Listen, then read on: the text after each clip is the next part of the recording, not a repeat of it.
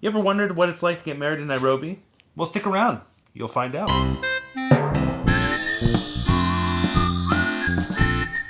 I'm Kevin, this is Grace. We're the stories. We're comparing Kenyan and American culture to see what's different but also what's similar. And welcome back to another episode of us doing things. Yay! We took a few weeks off. We're glad to be back. And it's true. It's our anniversary. It is. How do you feel? How do you feel about that? It's good. It seems like it's been 10 years. 10 years. Well, you know, I guess we've been Good things. It's been good, Yeah. right? We struggled out of the gate. We got married and then we were separated for several months. Yeah. But it's been great so far. Yeah, it's fun. It's fun. We see a lot of each other. Probably more of each other than a normal newlywed married couple would see. And we still haven't even, well, because we haven't been working. I've been working from home and blah, blah, blah. Yeah. We haven't even gone on our honeymoon yet, where that's still waiting to get processed and do all of that.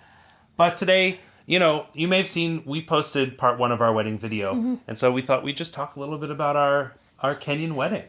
Yes. I watched this, and I saw some of these things for the first time where, you're getting ready with all these people in the house. So, what all was going on? You have your maids coming to help you dress up, and you also want to be at the same place together because, as you know, Kenyans do not keep time. So if you have people coming from different places, then it's going to be a disaster. I know you're getting ready, you're getting your makeup done and your hair done, but all these people are also there getting ready. Yeah. So one thing you may not know that was meant to happen, I don't know if it happened or not, is that there's meant to be a second negotiation. Your mom was meant to come to give my family money again to allow me to leave. And this is something I discussed with my mom, but I told her, please do not, just don't. Oh. Because I hadn't told you guys about it. No, I had no idea. So in a Kenyan setting, there's another portion of money you're meant to give the bride's family, or else they don't allow me to leave. Oh. Yeah. So, yeah. Well, that sounds like fun. No. Well, It would have been fun. So tell me, so don't tell me what didn't happen. Tell me what's happening. Yeah. So that didn't take place, I think, or maybe I don't know, because your mom would have told me, but that didn't happen. So at this stage, it's just being prepared, doing makeup, wearing my dress, and the groups of women who come to escort me, say my final goodbye. As we see in the video, then Tobin shows up. My best man, Tobin. And your mom. Matt Tobin. So, what's that about? So the reason they came was actually meant to be for this negotiation. So your best man and your mom or dad were meant to come and do this negotiation thing. Right. That was the main purpose, and you were not allowed to be there, of course. I see. Yeah, I didn't even know. I didn't know about this. And of course, just my mom went. My dad didn't go. Yeah, so they showed up, and we see, you're still getting ready. Yeah. They're all getting ready. It takes a long time, huh? It was a long time. I remember on that day, I think I woke up at 5, and I think I slept at 3. There's just so much going on. And how many people were staying over in your parents' house? Okay, in my room alone, we were about 6 people, I believe. I shared my bed with 2 of my cousins. Yeah, you do what you're... And she's so happy she did that. She always says, I slept with the bride in the day, so it's a special thing for her. You know what I did? It was good, yeah. What? Oh. Tobin got me a hotel room across the street from All Saints. Serena. At Serena. So bouge and fair, man. And I ordered a room service breakfast, and who came? And then I guess Jim and Zane came. I don't know if Griff came. He was supposed to. No, he probably wasn't. He was supposed to, but he didn't show, I think. Yeah. And we got ready and stuff. Tobin also came, got breakfast, and then left for your house, for your parents' house. Oh. So he came, got breakfast, left. Oh, nice. And then Zane and I and Jim, I guess, walked across the street. That was Which now you told me that that's very unusual. people don't do that. Like, you know, you get the best cars you can, which we had, but I don't know why you decided to walk. But But what would I do? Literally pull out of Serena, go to the roundabout, come around, and then just pull into. yeah, for vanity. I don't know. Or actually, it's the other way because the traffic goes the other way. But yeah. Yeah. But I think it saved time. I don't. What time were you at church? Well, I got there early because I wanted to practice. Oh. Because another piece that you may have seen from our wedding video is that I actually played the organ for Grace's entrance. Because Grace wanted a specific song and we weren't sure who was going to play. And so I was like, you know what, I'll play it. Our friend Cheka also came from America and she sang. So on the recording, you actually hear me playing and Cheka singing this Eternal Source of Light Divine, this Handel piece. Yeah. This is So. sweet. As you walked very slowly down the aisle. I walk quick. But you actually walked quicker than you were Yeah, supposed yeah. to. Tell me about, before we get to that, tell me about, because I see it now, this song that everyone keeps singing.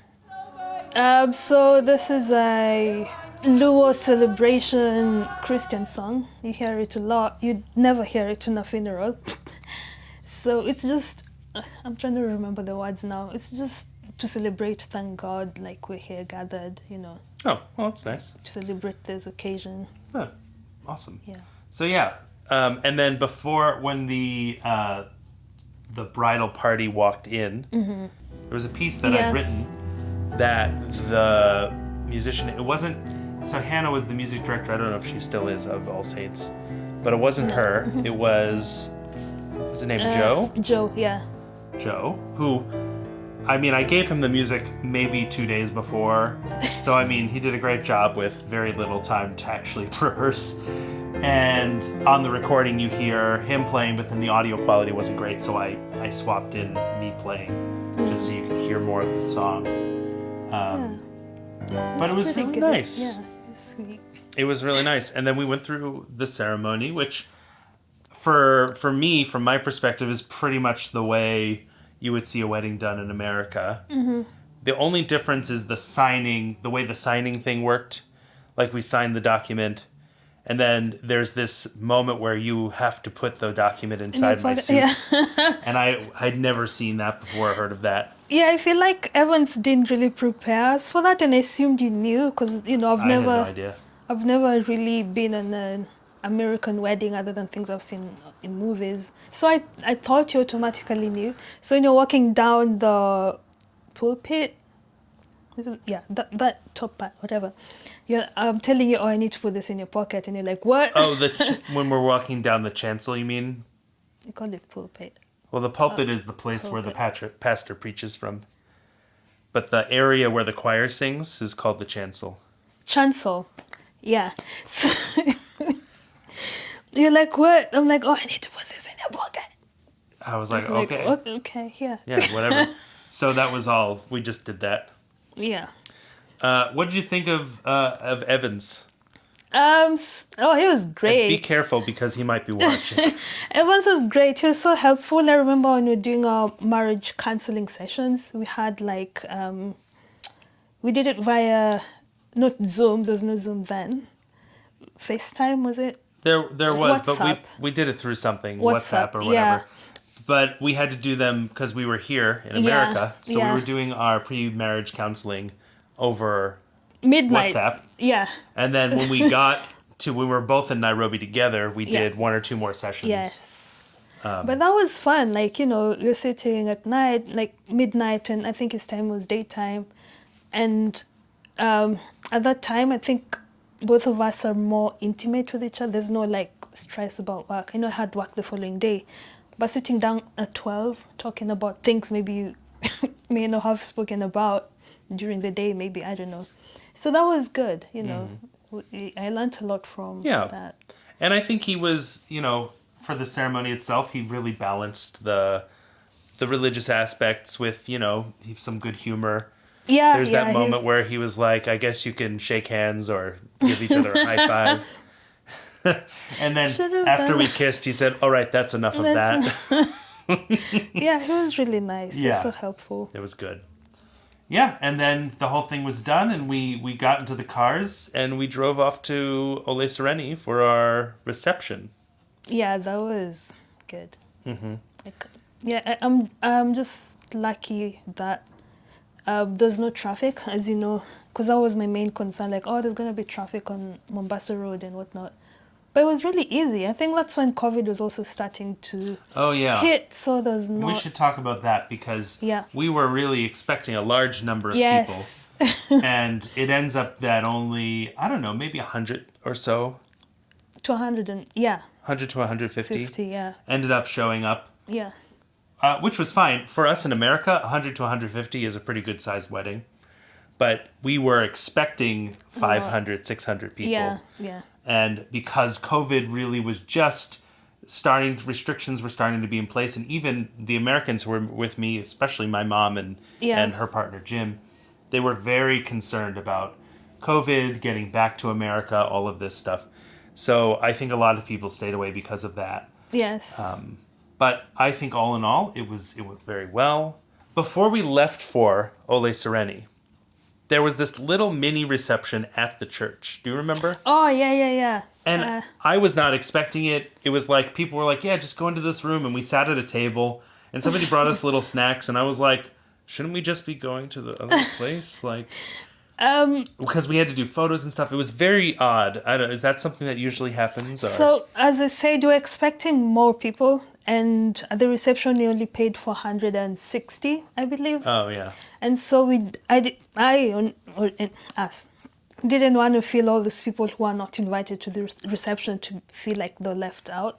So, I paid for them to have a small, like, snacky thing after the wedding, just so that they didn't feel left out.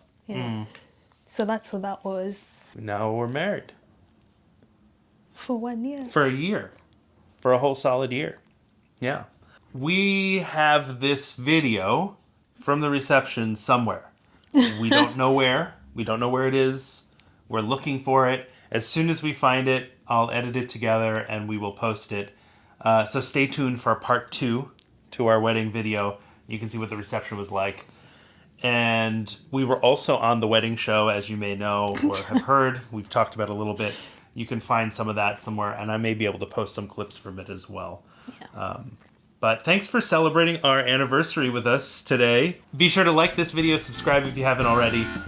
Also, if you're interested in more photos and stuff from our wedding week, I've been posting a bunch on my Instagram @KevinFStory. Have you been posting? You haven't really been posting much lately. She's anti-social. Yeah, anti-social, this one. So just follow me and I'll post all the good stuff. Yeah. All right. Well, until next time, Kwaheri. Bye. While others may be rich of pocket, we are rich of heart.